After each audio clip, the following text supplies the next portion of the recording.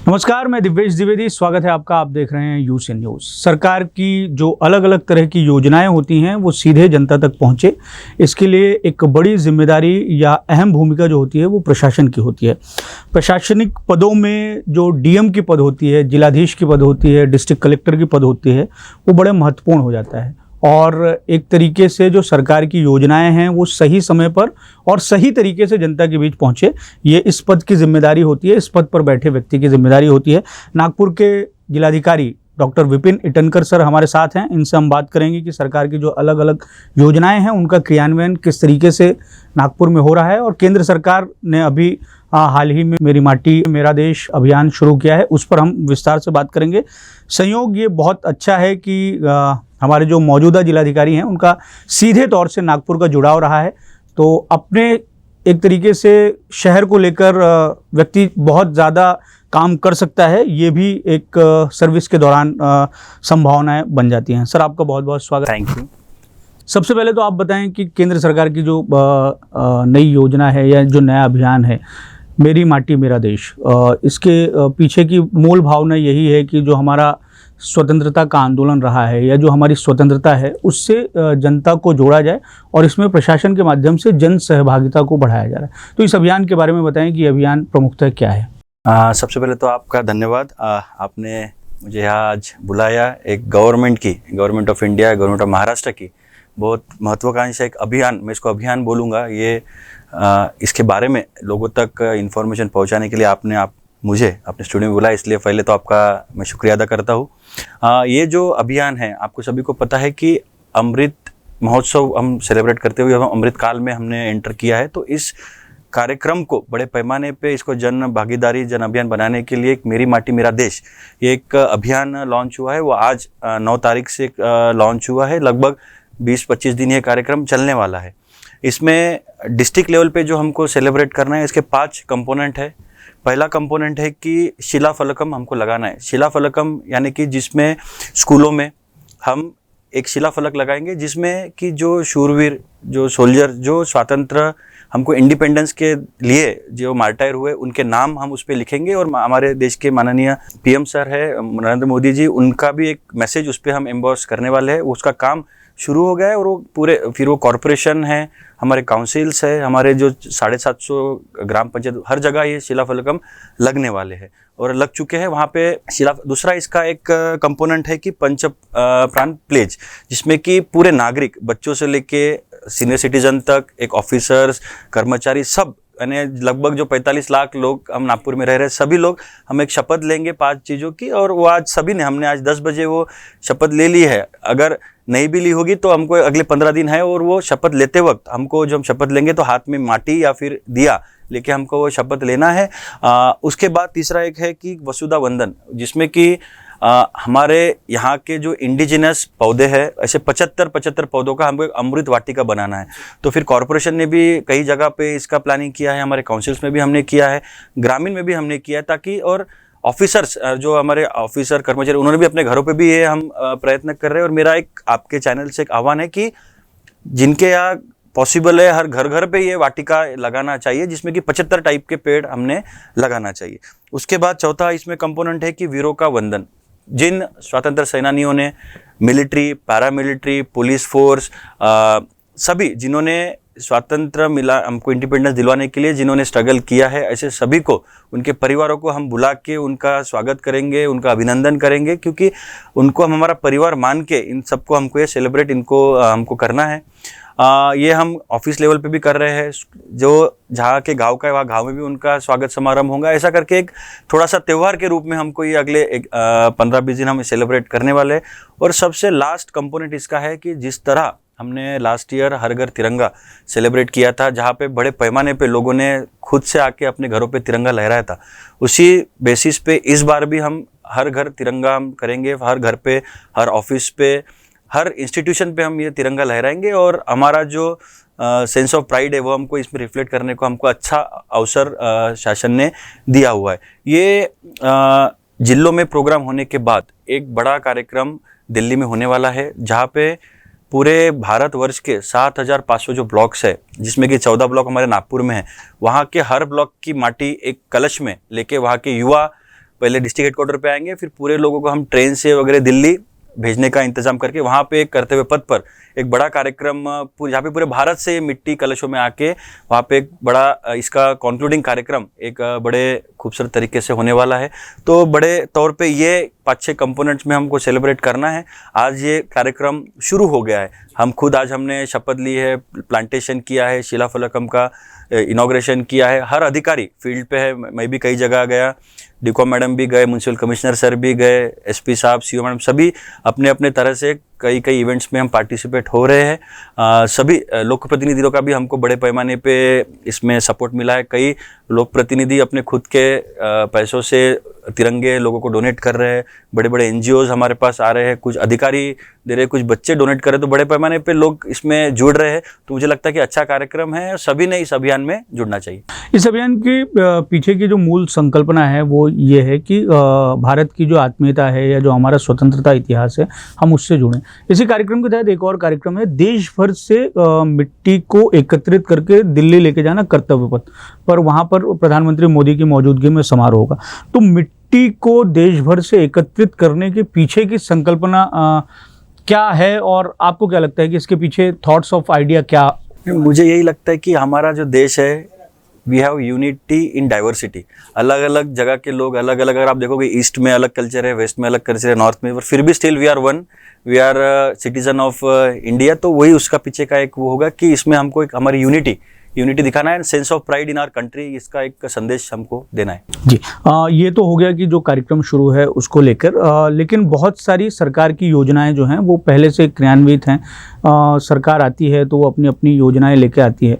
मौजूदा समय में अतिवृष्टि का साया और जिस तरीके से सारी दिक्कतें हैं किसानों को लेकर, तो हम बातचीत का सिलसिला इसी से शुरू करते हैं कि अतिवृष्टि के शिकार जो किसान हुए हैं उनको मदद किस तरीके से पहुंचाने का प्रयास आपके माध्यम से, प्रशासन के माध्यम से हुआ, और 1 रुपए में जो फसल बीमा योजना है वो काफ़ी प्रभावी दिखाई दी। आप ही ने कल प्रेस कॉन्फ्रेंस में बताया था कि 80% किसानों ने इसका लाभ लिया है। जब भी किसानों को कुछ नुकसान होता है उसमें 2 टाइप का हेल्प करते हैं, एक प्रिवेंटिव होता है, एक क्यूरेटिव होता है। पहले मैं प्रिवेंटिव पे बात करता हूँ। इस बार महाराष्ट्र गवर्नमेंट ने बहुत ही अच्छी स्कीम लाई है कि 1 रुपए में किसानों को पीक बीमा या फसल बीमा करके उसमें मिलेगा। तो पहले मैं इसके पीछे का बैकग्राउंड बताना चाहता हूँ कि लास्ट ईयर से अगर इस बार कंपेयर करेंगे तो लास्ट ईयर हमारे टोटल जो पीक फसल बीमा के लिए जो किसान मित्र एनरोल हुए थे सिर्फ 27,000 थे मात्र। बट इस साल अगर आप देखेंगे तो लगभग 2,33,000 यानी 2,33,000 खातेदारों ने इसका लाभ उठाया है। आइदर बैंक से निकल आया या फिर अपने जो सेतु केंद्र या आपले सेवा केंद्र है वहाँ से उन्होंने एनरोल किया हुआ है। तो 27,000 से लेके अगर आप 2,33,000 यानी अगर हम परसेंटेज में करेंगे तो लगभग 78 to 80% खातेदारों ने इसमें एनरोल कराया हुआ है।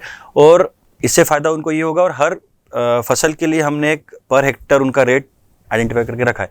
फॉर एग्जाम्पल, अगर किसी किसान भाई ने उनके खेत में भात यानी धान का खेत लिखाया है और उनका 1 हेक्टर का नुकसान होगा तो उनको 50,000 तक उसका 1 रुपये में उनको पीक बीमा, फसल बीमा मिल सकता है। तो मुझे लगता है कि लगभग हमने 1,200 करोड़ का पीक बीमा कैप्चर करके रखा है। और दूसरा, इसके साथ ही हमने इस बार एक मुहिम ली थी कि लोन, फार्मिंग लोन भी थोड़ा कम मिलता था, तो हमने ये इस बार टारगेट भी बढ़ाया है और अभी तक लगभग 900 करोड़ का कर्ज किसानों में हमने बांटा है। और 100-200 करोड़ हम बढ़ाना, सितंबर एंड तक हम बढ़ाने का हमारा सब बैंकर्स डीएलसीसी मीटिंग में इसमें बढ़ा। और हमारे जो डीसीएम सर है, हमारे पालक मंत्री फडणवीस सर है, उनका भी है कि किसानों पे आपने फोकस करना चाहिए। तो इस बार 80% कवरेज हमारा है और लोन भी हम बड़े पैमाने में बढ़ाएंगे। तो इससे मुझे लगता है कि अभी तो बारिश 100% हुई है, crops are very healthy, but अगर फ्यूचर में ना हो, बट अगर बाढ़ आ गई, डैमेज हो गया, तो किसानों को उनके जो इन्वेस्टमेंट मैं बोलूँगा, उनके बीज का इन्वेस्टमेंट, उनका लैंड का इन्वेस्टमेंट, वो निकालने के लिए इंश्योरेंस के रूप में उनको एक वरदान के रूप में एक ये अवसर मिला हुआ है। जी, तो इससे किसान को जो संभावित नुकसान है उसमें भी वो बच सकते हैं। अब एक सवाल ऐसा है सर, वृक्षारोपण का अभियान को लेकर भी बहुत ज़्यादा फोकस दिखाई दे रहा है, और आपका जो सरकारी बंगला है राजयोग,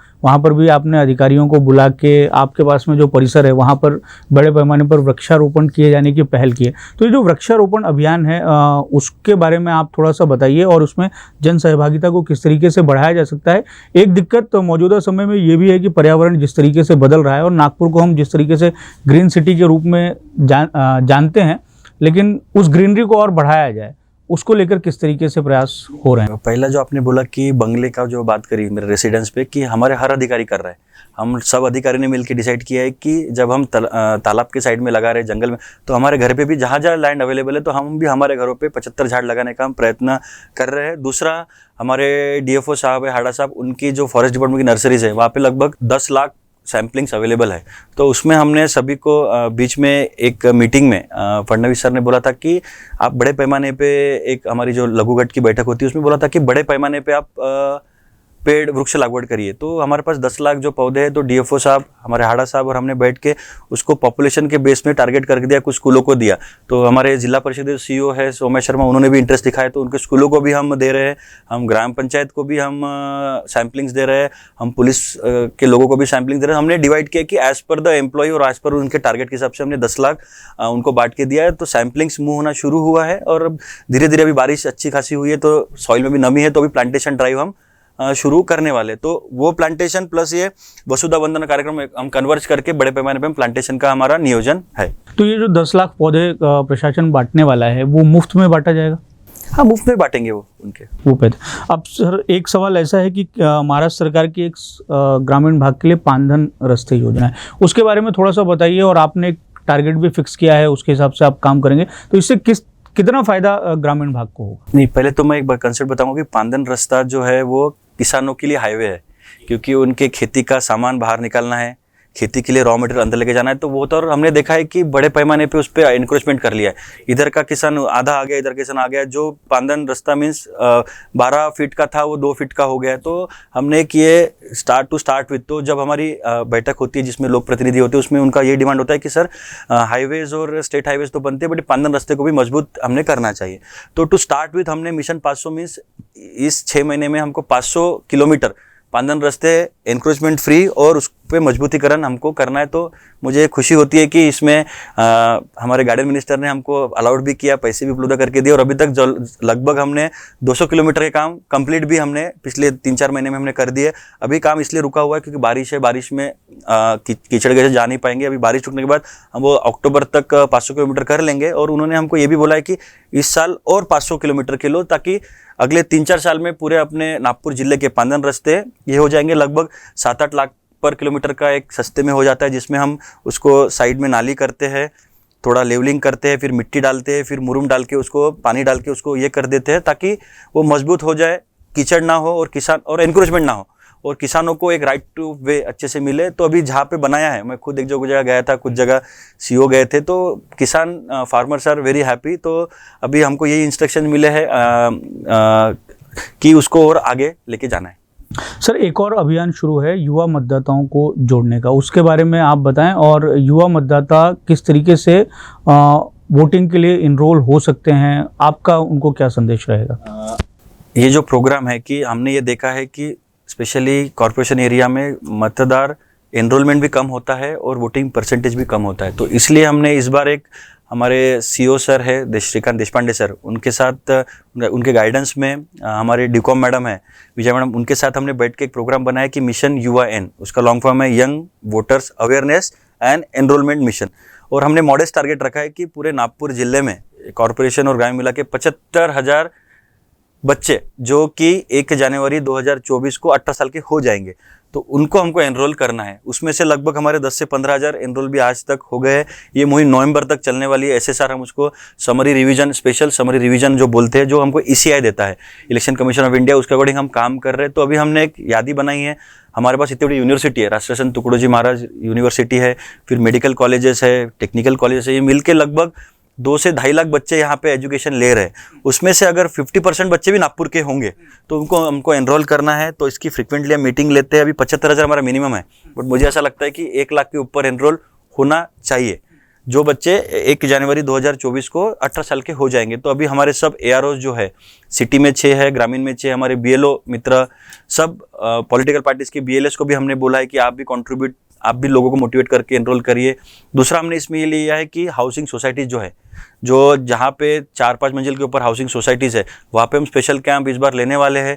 मेरी एक ही विनंती है, इस बार हमारे 2 टारगेट है। एक नवीन मतदार, जो नए मतदार है उनको एनरोल करना, और जो डेड वोटर्स है, बहुत बार क्या होता है किसी घर में देहांत हो गया तो वो डिलीट होना चाहिए, वो वो नहीं हो रहा था, इसलिए अभी हमने ये किया है कि नए वोटर्स को एनरोल करें और जो डेड वोटर्स है उनको ये, इसके लिए हमने जो पिछले 4-5 साल में जो डेथ्स हुई है कॉर्पोरेशन में, काउंसिल में, जो हमारा लिस्ट है वो हम बीएलओ को देंगे, फिर वो उस वार्ड में जाके वो नाम देखेंगे और वो नाम देख के उनका फॉर्म भर के उनको हम डिलीट करेंगे। ये दोनों करने से हमारा फायदा ये है कि रोल प्यूरिफाई होगा और जो इलेक्शन के पहले जो ऑब्जेक्शन आते हैं, जो आरोप प्रत्यारोप होते हैं, वो पूरी तरह से कम करने का हमारा इसमें विचार है। इसमें आपने एक और बहुत अच्छा प्रयास शुरू किया है कि आप डायरेक्ट कॉलेज को अप्रोच कर रहे हैं, तो वो उससे उसका कितना फायदा हुआ कि मतलब कॉलेज से अपने को? नहीं, हमको एक साथ एक जगह सब बच्चे मिल रहे। जैसे आज हमने देशपांडे सभागृह में ये रखा है, हमने सब प्रिंसिपल्स को बुलाया है और इसमें हमने किया है कि हमने बीएलओ को असिस्ट करने के लिए युवा एम्बेसडर्स बनाए हैं।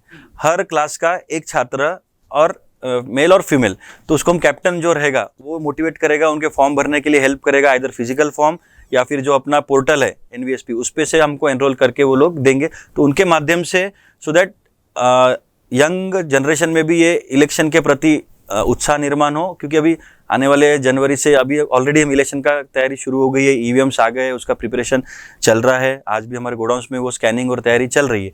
तो जनवरी के बाद जब पहले लोकसभा होगा फिर विधानसभा होगा, तो उसके लिए बड़े पैमाने पे नए वोटर्स ने एनरोल करना चाहिए, ताकि मुझे ऐसा लगता है कि हमारे सबके सहकार्य से नागपुर का वोटिंग परसेंटेज डिस्टिंक्शन तो भी एटलीस्ट 75% मतदान होना चाहिए जिले में, ऐसा हमारा थोड़ा एम्बिशन है।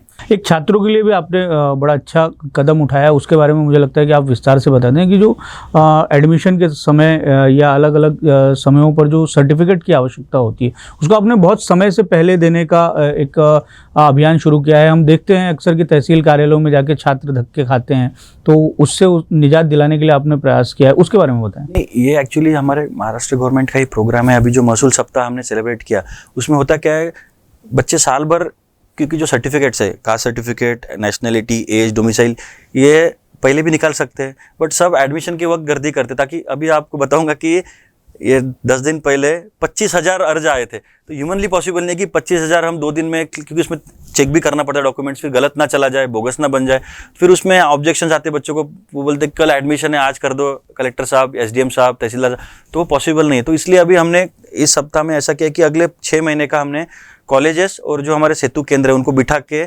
कॉलेज में कैंप रख के उनके अभी अर्ज भर लेंगे, ताकि उनको एडमिशन तक उनके पास ऑलरेडी वो रेडी रहे।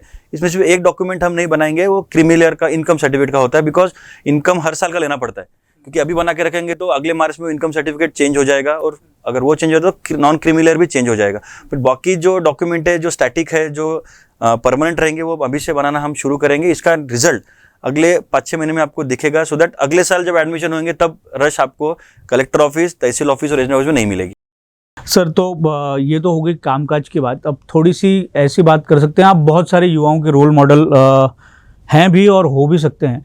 एक आपसे जानना चाहेंगे कि नागपुर में जो नागपुर से जुड़ी हुई आपकी यादें, चाहे आप आईजीजीएमसी में जब आप एमबीबीएस कर रहे थे या जब पढ़ाई कर रहे थे, तो उसके बारे में आप बताएं कि किस तरीके से नागपुर का माहौल था और किस तरीके से चीज़ें हो रही थी लाइफ में। नहीं, एक चेंज, मैं जब 2008, 9, 10 में जब आईजीएमसी में जब मेयो में था, तब से आज में इंफ्रास्ट्रक्चर वाइज तो काफ़ी कुछ ये हुआ है। बड़ी बड़ी कंपनियां है, बड़ी बड़ी अच्छे होटल्स सब, यानी एक थोड़ा सा कॉस्मोपोलिटन कल्चर हमारे नागपुर में आया है। तो मुझे एक ही लगता है कि हमको भी नागपुर भी अभी पुणे मुंबई जैसा बन रहा है, बनेगा। मिहान आ गया, अभी नया एयरपोर्ट बनने वाला है, तो काफ़ी बड़े पैमाने पे इंफ्रास्ट्रक्चर इस्टेब्लिश हो गया है, उसका यूज़ हमको अभी करना है। मेरी काफ़ी अच्छी यादें है, क्योंकि मेरा एमबीबीएस 6 साल मैंने यहाँ पे ग्रेजुएशन किया है, तो मेमोरीज अच्छे भी है। मेरे काफ़ी दोस्त यहाँ पे है, तो उनसे भी अभी यही है, वो बोलते हैं कि काफ़ी नागपुर में चेंज बड़े पैमाने पे हुआ है। एक सवाल आपसे ऐसा है कि थोड़ा सा व्यक्तिगत जैसा हो सकता है, लेकिन आप इसे चाहें तो टाल भी सकते हैं। मीडिया रिपोर्ट्स में आपके आईएएस बनने की बड़ी कहानियां और उसको लेके रिपोर्टिंग छपी हुई है। जब आप चंडीगढ़ में पीजी कर रहे थे तो उस समय की नहीं, यानी बेसिकली मैं डॉक्टर ही बन रहा था, बट चंडीगढ़ में जब पोस्ट ग्रेजुएशन करने गया तो काफ़ी मेरे दोस्त भी पढ़ रहे थे, क्योंकि आप अगर नॉर्थ इंडियन स्टेट्स में जाएंगे तो वहाँ पे आईएएस वगैरह बनने का थोड़ा ज़्यादा महाराष्ट्र में अभी आया है। उधर पहले से ही आप अगर देखेंगे पिछले 10 साल में आईएएस में, आईपीएस में आने वाले लोग नॉर्थ इंडियन स्टेट से ज़्यादा है, क्योंकि अब एक कल्चर है। तो वहाँ पे जाने का एक मेरे को संधि मिली, मेरे दोस्त पढ़ते थे तो मैंने भी ट्राई किया और हो गया। अभी खुशी है कि डॉक्टर भी हो और आईएएस भी हो, ताकि दोनों, और इसका फ़ायदा एमबीबीएस होकर आईएएस में आने का फ़ायदा मुझे तब पता चला जब मैं नांदेड़ में जिलाधिकारी था और कोविड आया। You can be more prepared. अगर आप डॉक्टर है, क्योंकि डॉक्टर होने से वजह से हमको सिम्टम्स कैसा वो कोविड बिहेव करेगा ये पता चलता है। तो मुझे लगता है as a doctor and as a bureaucrat रहना एक इज़ अ गुड कॉम्बिनेशन। कुछ लोग ऐसा भी कहते हैं कि कुछ मीडिया रिपोर्ट्स ऐसे भी कहती हैं कि मैम ने आपको बहुत प्रोत्साहित किया IAS बनने के लिए। हाँ, यानी शी इज़ माई बैचमेट, हम साथ में ही थे, तो वो भी हमेशा टाइम पे मोटिवेट करती थी। नहीं तो अगर वो नहीं होती तो मैं डॉक्टर ही रहता। वो है इसलिए मैं IAS इतना बोलता हूँ। धन्यवाद सर, आप हमारे स्टूडियो में आए, इतनी अच्छी बातचीत हुई। आपसे बातचीत तो बहुत हो सकती है लेकिन समय का रिस्ट्रिक्शन है। लेकिन जो कोई भी अगर जिलाधिकारी कार्यालय इतने में कभी गया हो सर के कार्यकाल में, तो मोस्ट एक्सेसिबल कलेक्टर के तौर पर भी हम सर को जान सकते हैं, आसानी से आप मिल सकते हैं। एक खुशी की बात ये भी कि सर जब बातचीत कर रहे थे तो भाषा के लहजे से या उनके संवाद करने का जो स्टाइल है उससे आपको ये समझ में आ गया होगा कि कोई नागपुर का आदमी बात कर रहा है। सर आप हमारे स्टूडियो में आए, इतनी अच्छी आपने जानकारियाँ दी, आपको बहुत बहुत धन्यवाद। Thank you.